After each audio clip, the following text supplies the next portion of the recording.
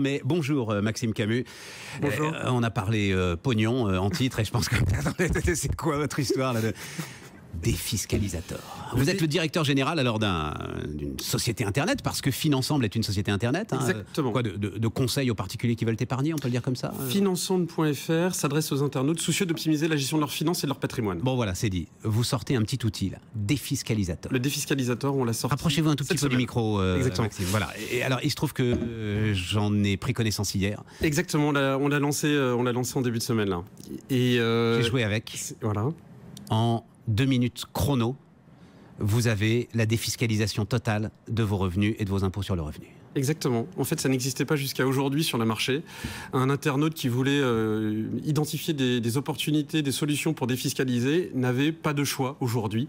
Soit il utilisait un simulateur, mais qui lui permettait uniquement d'estimer son impôt sur le revenu qu'il devra payer. Soit il pouvait utiliser des simulateurs dédiés à des dispositifs. Soit on allait voir des professionnels, mais en fait, on allait voir des professionnels. On se dit qu'on gagne pas assez pour aller voir des professionnels. Vous, c'est la défiscalisation, mais à portée de toutes les bourses. C'est exactement ça. C'est ravageur. C'est exactement ça. En 7 clics, vous pouvez avoir un panorama complet des dispositifs adaptés à votre situation et, le cas échéant, votre profil de risque. Vous allez nous permettre de jouer dans les 450 niches fiscales qui restent aujourd'hui en vigueur. Dans les 450, peut-être pas toutes. Non, parce qu'en tout cas, dans les destinées aux particuliers, vous avez raison. Exactement, mais dans les principales, en tout cas, sans aucun doute. Allez, on va y aller, juste rentrer dans le détail, mais très très vite. Alors, il se trouve que j'ai joué avec. Hier, j'ai découvert que, par exemple, un truc qui s'appelle le Girardin industriel. Oui.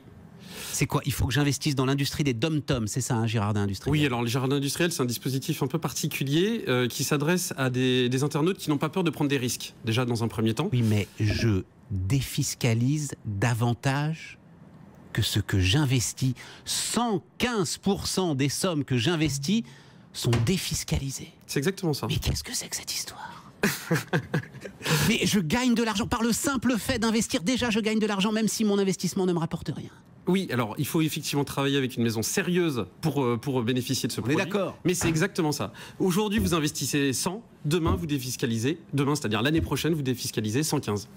Il y en a des dizaines. Alors je disais non, pas les 450, oui. Et on verra tout à l'heure avec Patrick Coquillet que beaucoup de ces niches effectivement ne sont pas accessibles aux particuliers.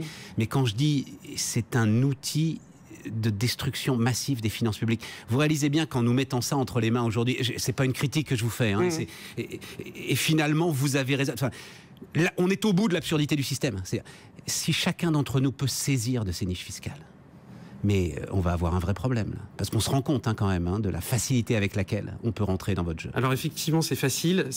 On a voulu rendre simple, facile, ludique, un domaine qui est compliqué, difficile d'accès. C'était vraiment c'est toute la force du défiscalisateur que vous retrouvez sur notre site finansemble.fr.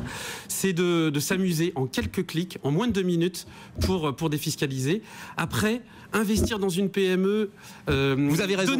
Ce n'est pas peut-être finalement une utilisation légitime de l'argent public. C'est ça que vous êtes en train de nous dire. Exactement ça. On peut aujourd'hui, si l'État permet à des contribuables d'investir directement dans les dom-toms, dans des PME, dans des startups ou dans d'autres associations qui en ont besoin, ça apporte également beaucoup de valeur à l'économie. Enfin, moi, vous me disiez d'investir en Corse, dans les dom-toms et sur du Malraux. Je ne suis pas tout à fait sûr de l'efficacité économique de ces systèmes. Encore une fois, ce n'est pas une critique, c'est juste un révélateur. Formidable révélateur.